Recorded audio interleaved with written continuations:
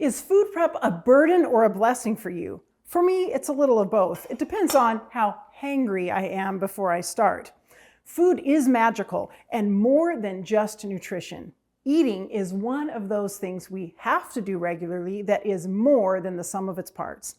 It is the time out from our busy life that elevates and restores. And when we connect over food, we are all filled, heart and soul. Every culture, every family, and even our pets have special, long-standing rituals around our food. Patterns that connect us to each other and to our own unique history. We get to explore some of that magic today on Hometown.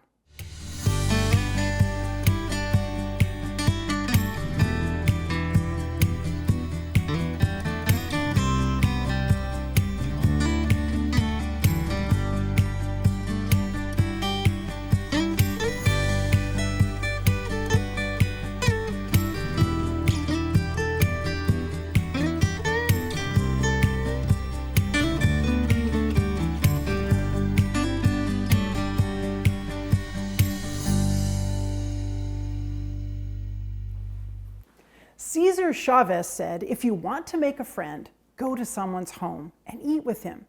People who give you food give you their heart. Whether it's a celebration or a simple pot of tea and cookies in the front porch doesn't matter. Eating together fuels our spirit as well as our bodies. It may be an intimate dinner for two, a large, noisy, multi-generational family, or somewhere in between. These are moments we remember and build us. Food becomes an even more critical part of our lives when we're away from home, outside of our culture, away from the lifelong friends and family. How and what we eat connects us to the people we love, the places we know, the building blocks of who we are, and even our core values. So, when we miss home, sharing our culture's food helps us to be less alone. Today we meet people who began to miss home and decided not only to enjoy their family heritage at home, but also to make the rest of us family by sharing their food and their hearts with this community. Is your mouth watering yet? Well, hang on, because food is central to the remarkable story of us. Sundown, Hazen, welcome to Hometown. Thank you, Julie. Glad to be here. It's great to learn more about what you do. We're talking about fresh starts today. And Sundown, it seems like you've had quite a few starts and quite a few fresh starts. Why don't you share with our viewers what some of those are? Yeah, well, the fact that I'm here came from a fresh start. Moved my family of 6 up here in 2018. We got out of the San Francisco Bay Area, wanted a better place to raise our kids. I had a little bit of background in local agriculture and small farms and wasn't sure what I was going to do when I got here. So leading into the end of 2019, I met the co-founder, Jonathan, at church. We were hanging out, getting ready to get some food, and started talking and making a connection. Later, we started brainstorming what it would look like if we took some of the ventures I had in California up here in controlled agriculture. Needless to say, it was a really big vision and a really big price tag to get that started. So we didn't really have that much. We looked at what we had, and we put together a small mushroom farm in my garage. Yeah, because the viewers are probably saying, okay, Julie, Sundown, what are you standing in front of? Yeah. So your company is called? Chesed Farms. And tell me what Chesed means. So Chesed, Jonathan brought that word to us when we were brainstorming. So it took us 3 days to come up with the name. We were looking for something that would capture the idea of building and maintaining healthy relationships with each other, with our food, with our community. And after 3 days, Jonathan walks in and he says, okay, I think I got it. It's Chesed. I'm like, great. Now, what is that? I have no idea what that word is. And so he explains it's one of those words that's hard. It's a Hebrew word. And it is a biblical word, so it's found pretty much in Old Hebrew in the Bible, and it's hard to define in English, so it's translated as loving kindness, loving mercy, loyal love. So that seems to capture the purpose in which we wanted to found this farm on, and it's also a very high ideal, so it happens to be one of God's 7 characteristics that he names to Moses, and it's the one in the middle. which in the timing and the way that's written, it means there's a significant importance to that characteristic. In Micah 6:8 is another prominent place, and it's do justice, love mercy, and humble yourself before the Lord. So love mercy is the word Chesed. So why don't you walk us through where we're standing, what's in front of us, and how you even start. So to me, when the word mushroom, growing mushrooms, I think of manure and mushrooms. But you're a whole different ball game than that. Yes, we're a much better neighbor. Okay, a little bit, a little more pleasant smelling. Yes. So why don't you walk us through the different stages here of the fresh start as we get to a mushroom? Yeah, fantastic. So we're starting with what's called liquid culture. So this jar here has sugar water in it, and then you can kind of see it growing on the top is the mycelium, but what we really like. What's the mycelium? The mycelium is the main part of the creature. Okay. So most of the life of the mushroom is the mycelium. And so that's growing underground. We don't see it, and that's where we're standing right now. This is the underground stage, the incubation room. So all this is what's happening underneath our It's all feet. growing there. And see, that's so interesting to me, because when I came here, I thought literally that it was going to be like all these mushrooms on one level. Like And raised here bed stuff, raised yeah. bed, yeah. Okay. Well, vertical farming was an important part. Yeah, 'cause, absolutely. Okay, so this has the name of the mushroom. What's SO stand for? Yes, so SO is a snow oyster. Snow so we oyster. coined that one Okay. because it accidentally started growing here out of a blue oyster. Oh, interesting. And there was a few that were just perfectly snow white. Yeah. So we took a little tissue sample off of that and cultivated it on a petri dish. And then then- we took that sample into the liquid culture. And then we take a sample of that and we put it into sterilized wheat grain. so it has the name of the mushroom. It has the date that Yeah. it started in That we the ball that jar. it started in this Okay. container Okay. wherever we go Yeah. down So the keep road. us going here on what's next here then. So then we're using wheat grain, and a lot of different grains can be used, Okay. but we are in wheat country, so that is Yes. a locally sourced Okay. ingredient that Yeah. we're using. Good. Those are, we moisten them and we sterilize them in a pressure cooker, and we take 5 cc's, which is not very much, of the mycelium in the liquid culture, and dump it into here. And then about a week and a half later, you have It looks mycelium like growing that. all around the grain, and that That's is the one mushroom. creature. Yeah, that's the mycelium, the fungi. The fungi. The fungus. Okay. Yeah. All right. So this time is from here to here is About a week and a half, 10 days. Yep. then it goes here. And we break this up and sprinkle it into a bag of grain. So this was a bag of wheat grain. And then obviously it's vacuum packed. and Well, you- it's sealed, yeah. It's sealed, Yeah, so there we is do some leave air in in there. there, okay. They're not breathing a lot in here. Fun fact about mushrooms is they breathe in oxygen and they expel CO2 just like we do. Yes. They Interesting. also digest just like we do, but they Wow. do it on the outside of their body. So they're excreting a digestive fluid, and then they break down the environment and they absorb the it back nutrients they in. want, which also benefits the creatures in which they're growing with. Okay. Yeah. All right. Okay. I can go all day. No, I know. this is fantastic. This is fascinating. Okay, so from here to So then we have pelletized oats and oak that we bring in. yes. And we mix those with water into these bags. These are called unicorn bags, so they have a filter that allows for some air exchange, Okay. Right. Okay. but on protects this one. it from minimizing the chances that other molds or bacteria We'll can come get back in there. into here. Okay. Yeah. So sanitary and all that. Okay. Yep. Okay. Well, we're creating an unfair advantage Bye. because we're separating our creature from all the other creatures Yes, that are in the air, yes. and then we cook these as well. So this Okay. bag goes into a steam kettle, and we get it to 200 degrees for 6 hours. So we kill everything off. Then we bring it into our lab, and we break this grain up, and this 5-pound bag will make 30 30 bags of what we're of the substrate. That bag will make 30. 30 of 10-pound bags. 10-pound yeah. bags. Okay. So it's 300 pounds of substrate. Okay. All right. Each one makes about 1 to 2 pounds of mushroom Uh-huh. off the first flush. This is fascinating, Sundown.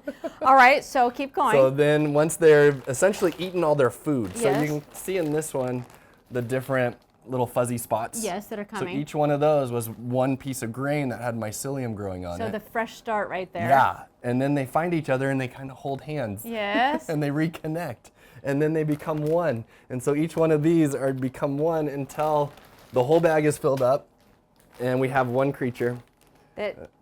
in there, and it's run out of food.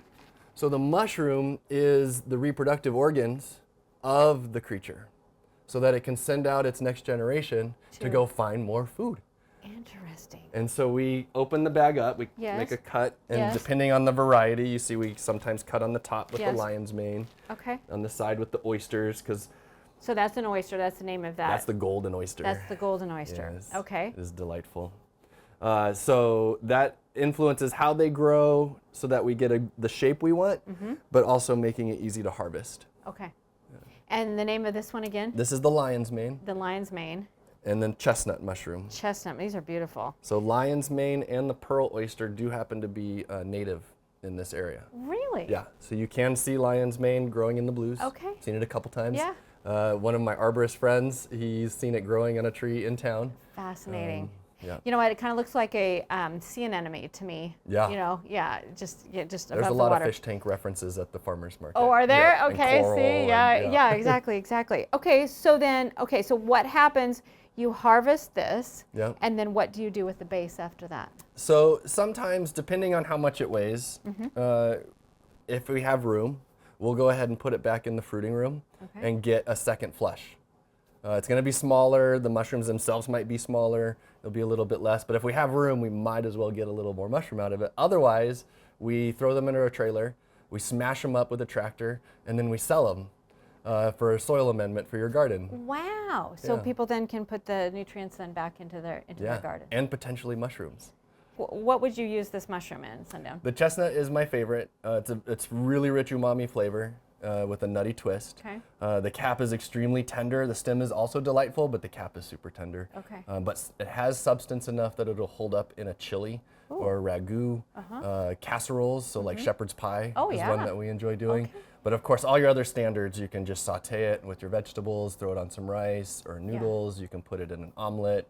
Sauteed with a little bit of thyme and on avocado toast with some diced tomato. Oh, now you're making one of me my hungry. favorites. Yeah, you're making me hungry. Name of the game. But you know what? You know, growing up here in the Northwest and all that, you see a mushroom and you're like, "Ooh, I don't know if that's poisonous," or I don't know. You know, for someone who's like, "Ooh, I don't know, mushrooms are kind of weird." What do you say to that person who, in their mind, they think this? I don't know if I want to eat it. Yeah, well, out in the wild, you should definitely think that. Right. First off. So, but the mushrooms we're getting are handed down and we're collecting in the boutique industry and even in our own facility, we're keeping them. So you know that they're going to be good, and obviously lots and hundreds of your neighbors have already eaten them and they're still walking around eating more of them. So there's that. We do have a Pinterest page with lots of recipes, so you can look at different ways to incorporate mushrooms. And I would say if you've only had a button mushroom or canned mushrooms, like you haven't experienced mushrooms. So these will be ready to be, at this point, how long? Let's see, so this is the 15th, so we're looking at 9 days ago. There's still a little bit of food left to eat. Okay. But I would expect this one to be going ready into the fruiting room in about a week. In about a week, okay, awesome. So, someone who's watching, they're impressed by your fresh start, moving your family, they're interested in tasting your mushrooms. Where can people find your mushrooms? Well, all over the place. So you can definitely get them at Andy's Market, which has been a great partner for us, Southgate, the Market by Andy's, the Blue Mountain Station up in Dayton, Highlands Organic Foods in both Kennewick and Richland, the Walla Walla Food Hub, AR Teals, our own website. We do free deliveries in College Place in Walla Walla every day. Oh, good. And then we have pickup locations in those other places. We'll be at the Walla Walla Farmers Market, the Richland Farmers Market, Pasco Farmers Market, Pendleton Farmers Market for the first time this year. Good. And during this winter, while you're itching to go to the farmers market, every Saturday in the showroom at Colville by the Market by Andy's, we set up with other vendors from 10 to 2. Okay. And so we do the persistent local market. Okay. Facebook, Instagram. Yep, of course. Okay, and spell Chesed for us. Chesed, farms with an S. Farms, .com. .com. Okay, well, wonderful. Well, Thanks, thank Julie. you for sharing your fresh Appreciate start you with coming us. down. Yes, and I have learned something new, and thanks and blessings to you. Blessings, thank you. Kelsie, I'm so glad to be able to talk with you today about fantastic food and to making some really great choices in what we eat, what we prepare for ourselves and our families, and to talk a little bit about your book, Planted in Absolutely. Simplicity. Good to have you here. Why don't you tell us a little bit about how you got into healthy food in this way, like your background, your education? Yeah. Well, growing up, I never really had a huge interest in cooking. Both my grandmothers, my mother, all very good cooks, but never really had a lot of desire to help out in the kitchen. So it's kind of funny where I ended up now. But when I went through high school and college, I spent a lot of time really not knowing what I wanted to do for a career. And nutrition was kind of in the back of my mind from the beginning, but never felt ready to commit to the school and everything. Moved to California with my husband, started working a job that wasn't super fulfilling, and I thought, I need to revisit something. Like, I can't do this for the rest of my life. So I thought, well, let's go back to this idea of nutrition. And I jumped in just head first, did a master's degree in nutrition, and that's where I really fell in love with food and the power that it really has for our health. All right, so you're really coming from the health aspect to start with. What would be good? What would be a well-balanced diet? What would help good living to occur in what we're eating? And then you went into specific kinds of food from there? Yes. Okay. Yeah. So what motivated you then to make a book that you could share with everybody? Well, when COVID happened, one of the hobbies that I picked up was food photography, sharing recipes on Instagram. But then I had, several people say, "Hey, well, you should make a cookbook." And I thought, oh, I don't know if I have the desire to do that. But then as I started doing more on social media, I thought, oh, I could put something together. This could be fun. And so started collecting all my favorites and ones that I felt were simple and put them together in a book. Well, my backhanded compliment is that I was admiring the photography in this book and thinking, I wonder who did the photography before and then I asked you if you had done the photography. It's just really, really beautiful. Thank you. And obviously shows off these recipes that you've created really well. And I think people like to see what they're going to eat. True. So sometimes it's hard for us to make some changes in our diet that would really help us to have a better and healthier life.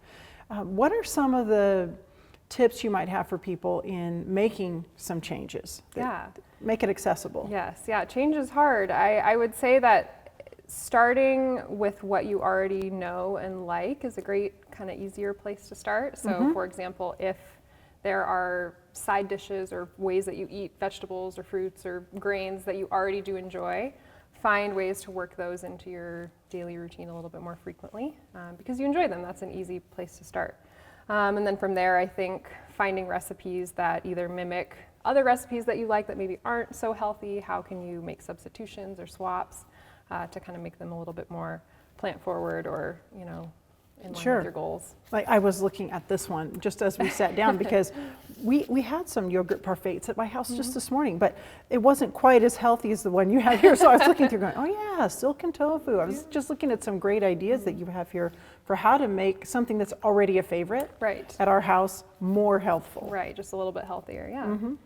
So some of the principles that you use, you just use the term plant forward. So what are some of those principles that you use when you're creating your recipes? Like plant forward, very plant-based, plant-centric, really focusing on incorporating more plant foods, whether you're vegan or vegetarian or eating a standard American diet. I think we can all benefit from eating more fruits, more vegetables, more fiber. More fiber is kind of the take home there. It's tied in so central to so many of the chronic diseases that I think a lot of us are facing.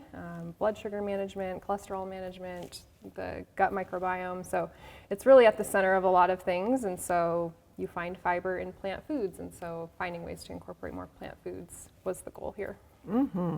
Really great. And do you have any little rules like, and none of this?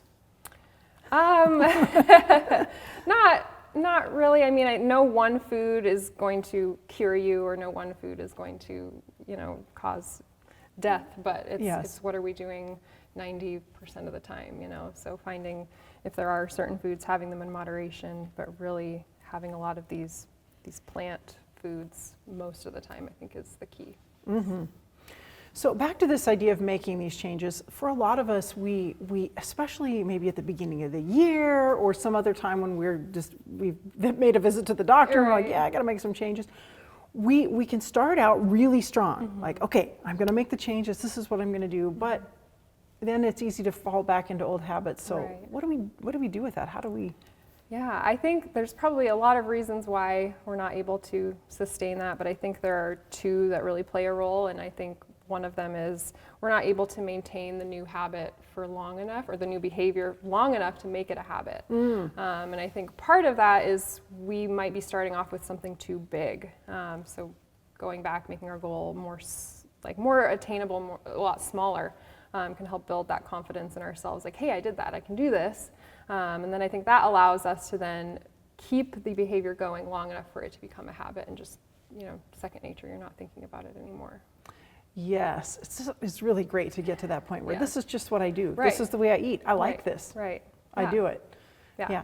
And so doing things in maybe segments or make one change. I know one of the challenges for me will be like, I have all these great ideas, but then I realize that there isn't time in the morning, or I'm working too late, and then I don't have time to really prep the food that I had wanted to Right. prepare. Right. So how do you find time plays into maybe some of these recipes, some changes? Yeah, I mean, most of these recipes are they're simple. Yes, they're simple to make. Simplicity, right. Some of them do take longer than others if you're baking it or anything, but most of them are pretty, simple and straightforward. And so I think finding a handful of recipes in a book like this or something similar that you really like, and just, not being afraid to have similar things, showing up in your week frequently, like build that habit, build that routine, I think is a good place And then you to can start. kind of gradually add in some other add options. in more as you feel like you want variety, or you're just wanting to experiment with new recipes. So. So recently there have been a number of tools for the kitchen that have been developed that are kind of new, and I'm wondering what are some of the best newer or maybe not so new tools for the kitchen? Yeah, a few things come to mind. An air fryer for sure. That has been a game changer for me as far as preparing tofu, roasting, preparing vegetables. It just makes things so much faster. I feel like the cleanup is less. So that's huge. Most of the recipes in there, I give instructions for both the air fryer and the oven, because not everyone has one or the other. But I would say investing in an air fryer is worth it. Okay. Then I would say a tofu press, or if you don't want to buy a press, finding some way to press your tofu. To get the water out? To get the water out, because it acts like a sponge. So you need to get all that water out so that it can soak up whatever flavor you're trying to flavor it with. So they sell great tofu presses, but if you don't want to purchase that, wrapping it up in paper towel, putting something heavy. I mean, I've stuck a heavy cutting board or the base of my blender just on it. But finding ways to have that action of one of the the tofu other press. secrets of making tofu Yes, great. exactly. And then probably a good knife. Now, I don't claim to be a chef. I do not have fancy knife skills. I'm still learning all these things too, but a good, quality sharp knife I think is key, especially when you're preparing a lot of vegetables. So Yes, and you need to cut. yes. And you don't want to cut yourself. Yes. Just the vegetables. Yes.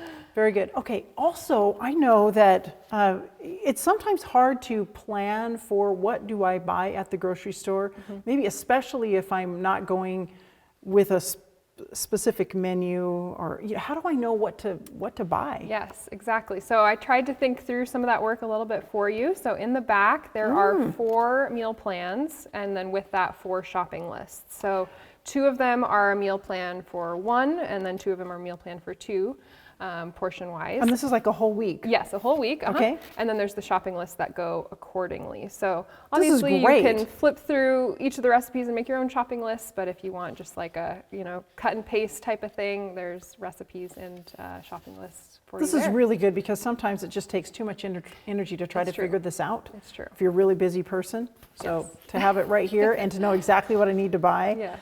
And I'm looking at this list going, and that looks like great stuff. Yes. Okay. So that's really, really helpful. Yeah. Some favorite ingredients that you really like to cook with? Oh, that's a good question. Tofu. We eat a lot of tofu at our house, Okay. so a lot of those It's recipes. soybean-based thing, Yes. yeah. It's a great plant protein. Going to have some fiber. So a lot of the recipes in there have like our standard tofu, but then there's also ones that have silken tofu. Yes. So a lot of those sauces in there are silken tofu based. So it's a much smoother tofu than like your standard tofu. You can use it instead of creams and things Yeah, like that. exactly. Yeah. So that yogurt is made with silken tofu, helps to give it that creaminess. So that's probably the top ingredient. Tofu. Tofu. You know, I used to have this big aversion to tofu, and then I So found did out I. it's actually really good. Yeah. Back to like my grandparents went through the CHIP program at Village Church years and years ago, and Yes. so that was my first exposure to tofu, and I thought, this is terrible. This is disgusting. And now it's your go-to ingredient. And now it's my go-to ingredient. You know, finding ways to make it taste better, and then also realizing the value that it can bring to our health, I think has helped me enjoy it a lot more. Sure, I think I just didn't know how to prepare it early on. Exactly. Yeah, it can be really good. It really can. For sure. And all of the fresh vegetables that you can put with it can be really great. I'm thinking of stir fries with, you know, all those dark leafy vegetables and stuff. Yeah, really great. So what would you want people to sort of take away as they're looking at this cookbook with relation to their health and how they can make those changes? Yeah, my goal really was that literally anyone can pick up this book, no matter their level of experience in the kitchen, and use it as a tool to help them begin to eat more plants, help make those steps towards their health, really not remove any of those barriers that might be in the way. There's a lot of great cookbooks out there, but they might be really big with hundreds of recipes or really long lists of ingredients, and so this is just kind of a simple bite-sized way to get started, making it just easy, more simple for them to take those steps for themselves. It's really great. Love it. Thanks a lot, Kelsie. Thank you. We are blessed in this valley with diverse and vibrant neighbors who share their food and expertise and invite us to their tables. Every bite of these incredible dishes is an investment in each other. It bonds us and helps us enjoy getting to know and learn from each other. It celebrates creativity, honors service, and creates joy. We'd all be better off if we stopped rushing through meals, slowed down, and tried new and different things regularly. Took time to appreciate what people in our community are building and discover what they share about history and customs. Jesus said, "Behold, I stand at the door and knock. If anyone hears my voice and opens the door, I will come in to him and eat with him, and he with me." With that in mind, I'm going to sit a spell with my family over this delicious dinner where we can share the joys and challenges of today. See you next week on another episode of Hometown.